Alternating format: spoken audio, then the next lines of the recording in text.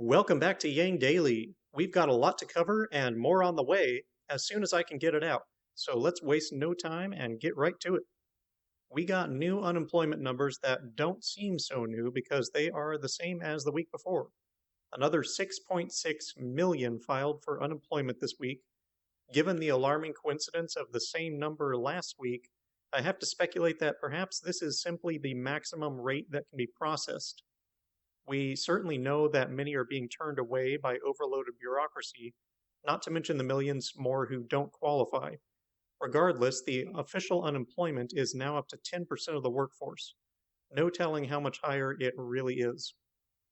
A new article by John Ibbotson describes how the Canadian Emergency Relief Benefit is falling short, how the government is realizing that, and how it should have been a UBI all along.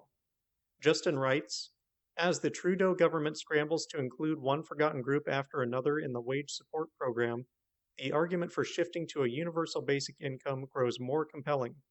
As Prime Minister Justin Trudeau acknowledged during his briefing Wednesday, many contract workers, part-time workers, students, and seniors in need don't qualify for the program. We are currently looking for solutions and we will help you, he assured them, as he announced new supports to create summer or maybe fall jobs for students. But he sidestepped repeated questions from Althea Raj of Huffington Post as to why the government hadn't opted for a guaranteed basic income instead of a program that is constantly in need of fixes. In any case, as more and more of the unemployed, partly unemployed, and hard to say if they're unemployed qualify for CERB, even as Ottawa offers more generous wage supports in the private sector, leaving the public sector as the last place where people have steady work, government may end up paying just about everybody one way or another. End quotes. It's just hard to wrap one's head around the irrationality of our governments. They know everyone needs help. They know targeted measures will not reach everyone. They know they will have to keep cobbling on more support, adding increasingly more bureaucratic burden to the relief in order to try and expand it out to reach everyone, wasting time and money. Or they could just give it to everyone right off the bat without any need for bureaucracy. How is this even a decision? It boils down to, should we waste a bunch of time and money or not? And they choose yes. Something has gone very wrong when we have subhuman intelligences leading our country. In better news, some legislators are waking up to the obviously correct answer. Representatives Presley, Escobar, Raskin, Cleaver, Taleb, Omar, AOC, and Senator Harris have signed on to a petition for direct, recurring payments to the people throughout this crisis. It is unclear if they are also pushing for universality or not, but the petition does say cash payments to all, so we can hope. Better yet, we can remind and demand. This is a good start. I'd like to see 100 more names on it. Be sure to thank the aforementioned representatives for supporting the right course of action. Evidence continues to flow in for how colossal of a failure targeted aid is. The Atlantic recently pointed out that there is a provision in the bill to bar anyone involved in the sex work industry from getting any sort of aid from the CARES bill. Why? What does this have to do with economic or humanitarian aid? Probably nothing. Congress just decided that they disapprove of sex work, so they're going to punish it, just as they are punishing those who don't file taxes, and adult dependents, and others. As author Mirsa Baradaran says, policies built to punish supposed freeloaders above all else end up punishing society as a whole. The best policy is to generously flood the market with funds to stop the panic and restore calm. A panic is not the time to withhold funds or try to distinguish between the worthy and the unworthy. End quote. Well said. Meanwhile, the New York Times put out a piece on food workers across the country being exploited and pressured to continue working even while sick. An employee at a Tyson poultry plant had been feverish for days but was told to return to work by her supervisor. She died after returning from work. Some plants have offered financial incentives to keep people on the job during the pandemic, resulting in the virus spreading swiftly in these literally shoulder-to-shoulder working conditions and forcing plants to close and people to die. At the Tyson plant in Camilla, the company offered its 2,100 workers a $500 bonus if they worked in April, May, and June without missing a day. Many of the employees live a 15-minute drive away from Albany, Georgia, which has emerged as one of the epicenters of the coronavirus outbreak. The Trump administration has urged food supply workers to step up to meet growing demand. "You are vital," Vice President Mike Pence said. "You are giving a great service to the people of the United States of America, and we need you to continue as a part of what we call critical infrastructure to show up and do your job." End quote.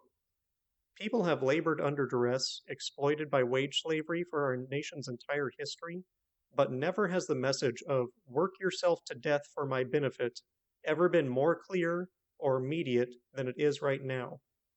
Tanisha Esom, a deboner at the Camilla plant, asks, "How many more have to fight for their life? How many more families have to suffer before they realize we are more important than their production?"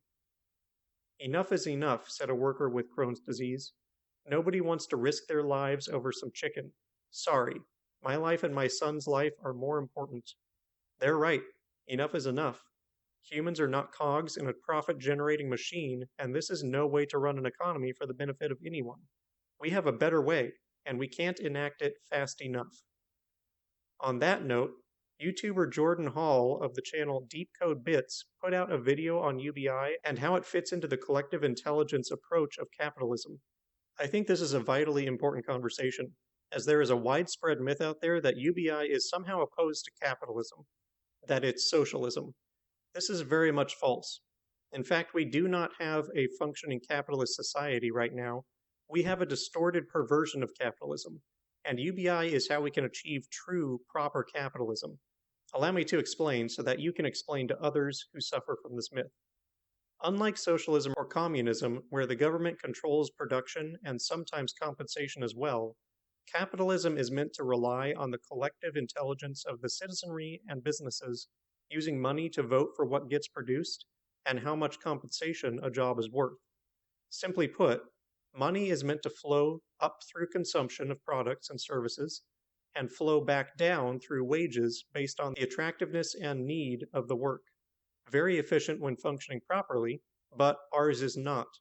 Poverty is a blight on the management of capitalist production, because the market sees someone who wants a product or service but cannot afford it as that product or service being not desired, and so it is not produced.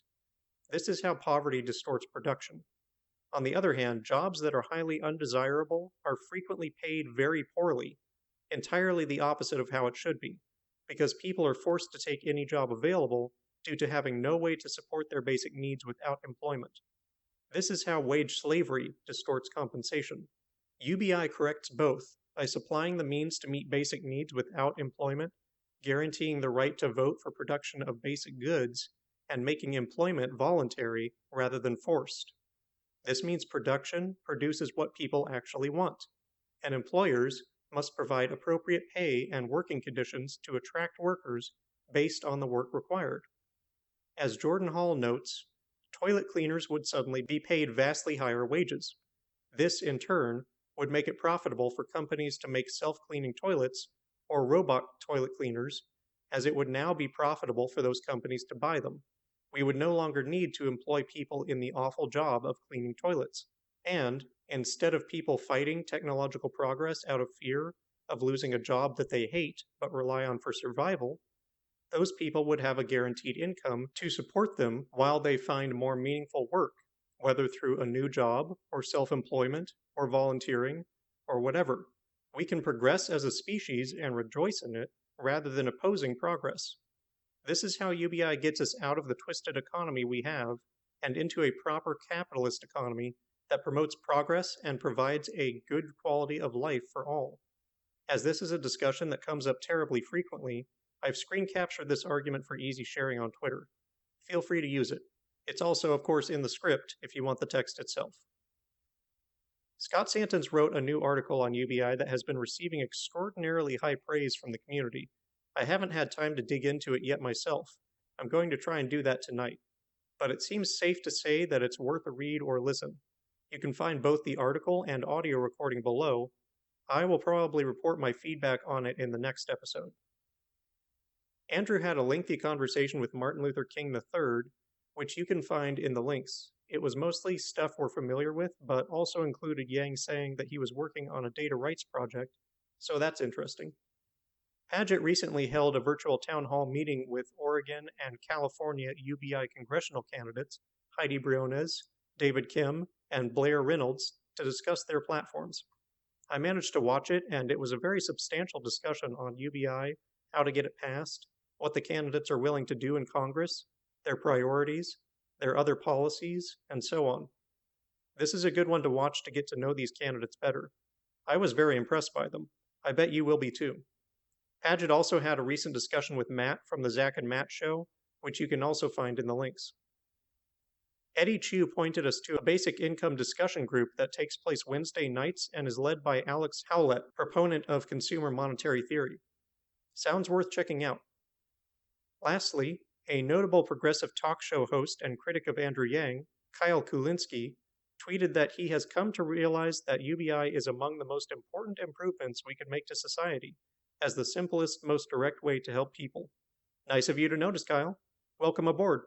I hope Yang Gang will visit the link to his tweet below, welcome him to the team, and ask him to join the effort to promote UBI caucus members into Congress, educate and recruit people to the UBI cause, and demand UBI from our leaders. He could be a powerful ally in reaching progressives. And that'll do it for today's Yang Daily. Send feedback to the representatives supporting direct, recurring relief for the people and urge others to join them. Check out Scott's new article, Spread the Argument for UBI Capitalism. Get to know UBI congressional candidates in Padgett's Town Hall. Try the Basic Income Group discussion. Give positive feedback to Kyle for adopting UBI and invite him to join other efforts. Print and hand out your neighborhood outreach cards. Get your taxes filed and your direct deposit set up pronto so you can get your $1,200. Consult Humanity Forward, the Income Movement Aid Database, or United Way if you need help. Call and write Trump, Pelosi, McConnell, Graham, Dean, and Schumer why true UBI stimulus is the best solution. Use ResistBot or Income Movement to easily contact all your representatives. Consider what we can do to push the movement forward in this critical moment, and discuss with others at the local hubs in the support links. And don't forget to Yang Daily.